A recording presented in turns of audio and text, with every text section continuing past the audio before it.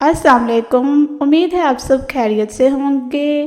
Welcome back to हमारे YouTube channel किस्सा-ए-ज़ार में दोबारा खुशामदीद। मैं हूं आपकी होस्ट अतरुबा सिमाब और आज मैं आपके लिए लाई हूं नावल खुमार चून कलम उसमिनाल महर की एपिसोड नंबर 38। एपिसोड को शुरू करने से पहले हमारे चैनल को कर ले सब्सक्राइब, वीडियो को लाइक और बेल आइकन बटन दबाना मत भूलना। ताकि पिछले एपिसोड में हमने सारिम लशारी और माहा लशारी का एक दूसरे के सामने भाभी और देवर के रिश्ते में आके खड़ा होना देखा था। हम नेक्स्ट पढ़ने के लिए चलते हैं नावल की तरफ।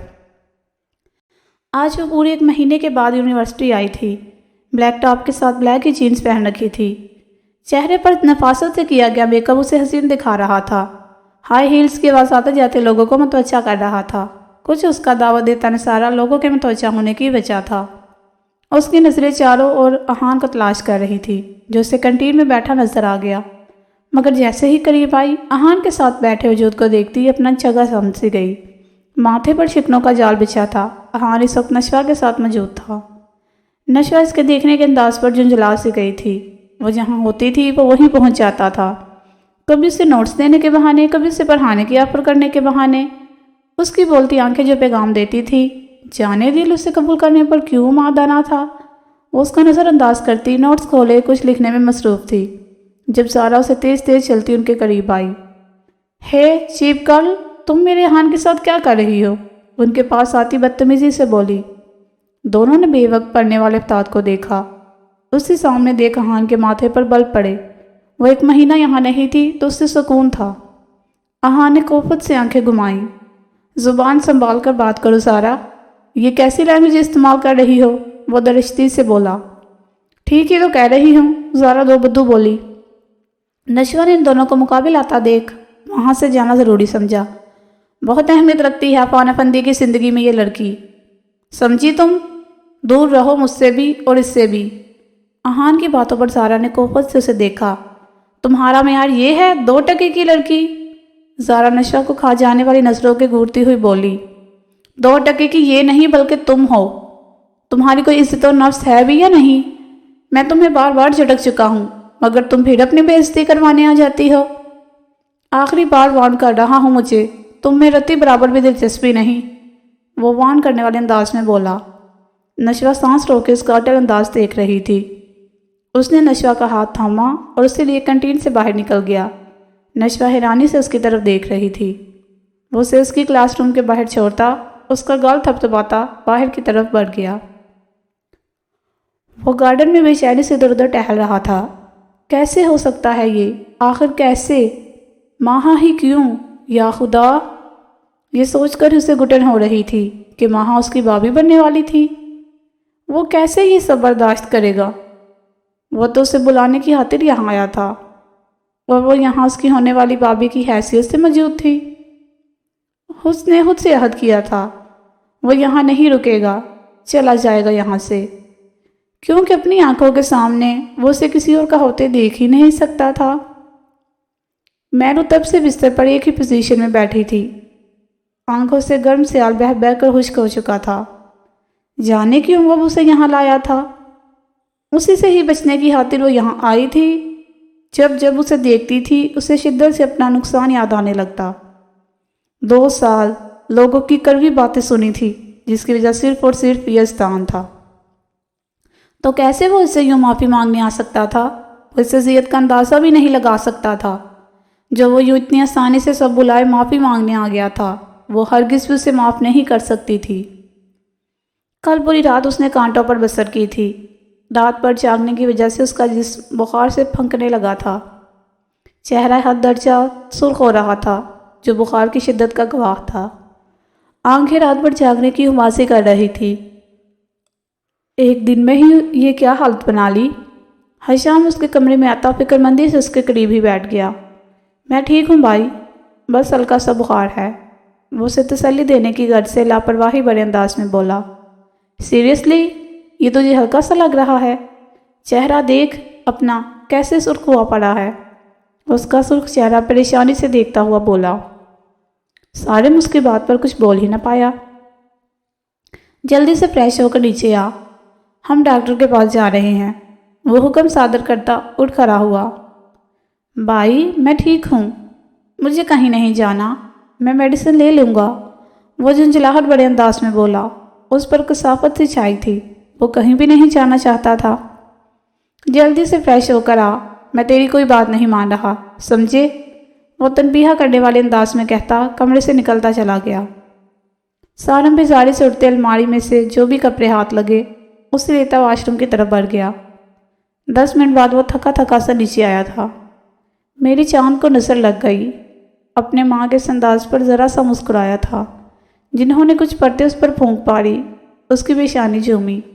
ماما ریلیکس، میں بالکل ٹھیک ہوں، بس ہلکا سا بخار ہے، بھائی ایسے ہی پر سب کو پریشان کر رہے ہیں۔ وہ ماں کے گرد ہاتھ لپیٹتا تسلی دینے والے انداز میں بولا۔ حشام بالکل صحیح کہہ رہا ہے، اپنا چہرہ دیکھ کیسے سرخ ہو رہا ہے، ایک بار ڈاکٹر کو دکھا لے۔ اس نے دھیمے سے مسکرا کر اس بات میں سر ہلایا۔ ماں کب سے ٹکٹکی باندھے اسے دیکھ رہی تھی۔ وہ ایک اچھا انسان ہونے کے ساتھ ساتھ اچھا بیٹا بھی تھا۔ اس کے انکار کو اس نے اپنی انا کا مسئلہ نہیں بنایا تھا، نہ ہی اسے کوئی نقصان پہنچایا تھا، بلکہ وہ اپنے قول کا پکا تھا۔ وہ خاموشی سے اس کے راستے سے ہٹ گیا تھا، مگر یہاں آ کر دونوں بے بس ہو گئے تھے۔ یہ بات ان دونوں کے وہم و گمان میں بھی نہ تھی کہ ان دونوں کی ملاقات ایسے ہوگی۔ مان سارم کی نظر صوفے پر بیٹھی ماہا پر پڑی، اس کی مسکراہٹ سمٹ سی گئی۔ ماہا پریشانی سے اس کا سرخ چہرہ دیکھ رہی تھی۔ وہ ماں کو چاہنے کا بولتا باہر کی طرف بڑھ گیا۔ حشام اسے قریبی ہی چھوٹے سے ہسپتال میں لایا تھا۔ وہ ڈاکٹر کے کلینک میں بیٹھا تھا جب حشام کا فون بجا۔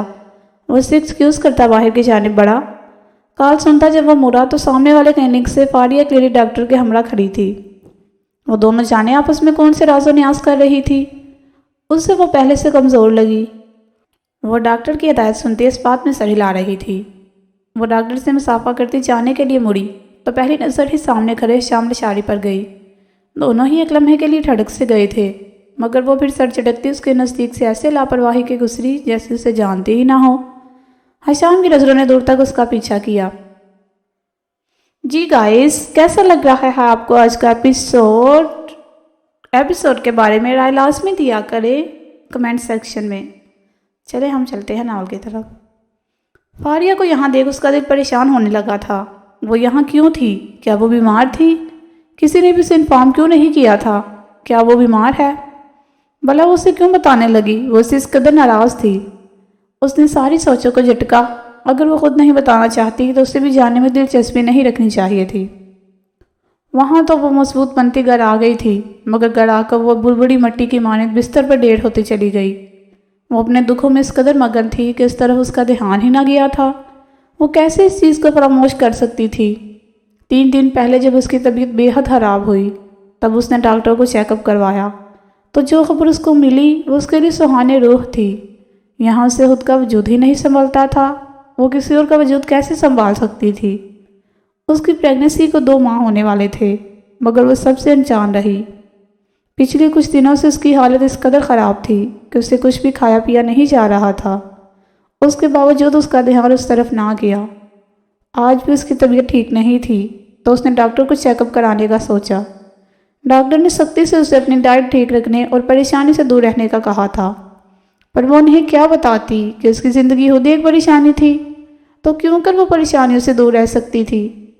آج حشام کو سامنے دیکھ اس کا دل چاہا تھا کہ اس کے سینے سے لگ کر اسے کہہ کر میری ہر پریشانی سمیٹ لے، مگر وہ یہ صرف سوچ ہی سکی کیونکہ اسے اپنی عزت نفس بہت پیاری تھی، اس لیے خاموشی سے وہاں سے نکل آئی۔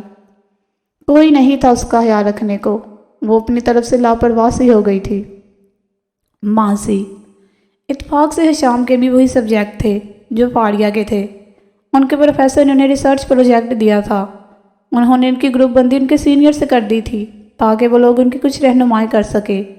فاریہ کا گروپ حشام اور کچھ اور کلاس والوں کے ساتھ بنا تھا۔ وہ قدرت کے اس حسین اتفاق پر چونک کر رہ گئی، پر اسے کیا پتا تھا کہ یہ اتفاق نہیں تھا، بلکہ حشام نے خود کہہ کر اس کی اور اپنی گروپنگ کروائی ہے۔ حشام کو وہ معصوم سی لڑکی اپنی طرف اٹریکٹ کر رہی تھی، ایسا اس کے ساتھ اس سے پہلے کبھی نہیں ہوا تھا۔ اس نے فاریہ کے بارے میں ساری معلومات نکلوائی۔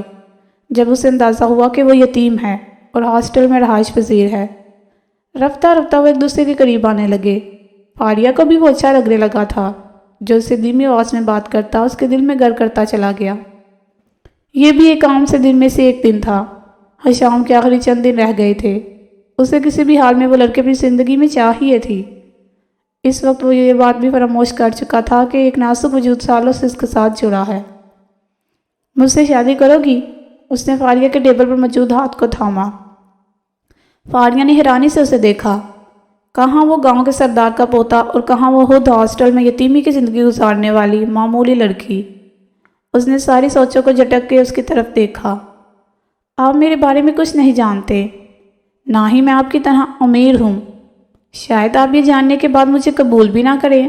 وہ آنکھیں جھکاتی ہوئی بولی، سب جانتا ہوں تمہارے بارے میں، مجھے کسی بات سے کوئی فرق نہیں پڑتا، بس تمہاری رضامندی چاہیے۔ مجھے پہلی بار کوئی لڑکی اچھی لگی ہے اور وہ تم ہو۔ اب بتاؤ، کیا تم مجھ سے نکاح کرو گی؟ وہ اس کی باتوں کے جواب میں بولا۔ فاریہ سرخ چہرے کے ساتھ محض اسبات میں سر ہلایا۔ جی، کیسی لگی آج کی قسط؟ کمنٹ سیکشن میں اپنی رائے لازمی دیجیے گا۔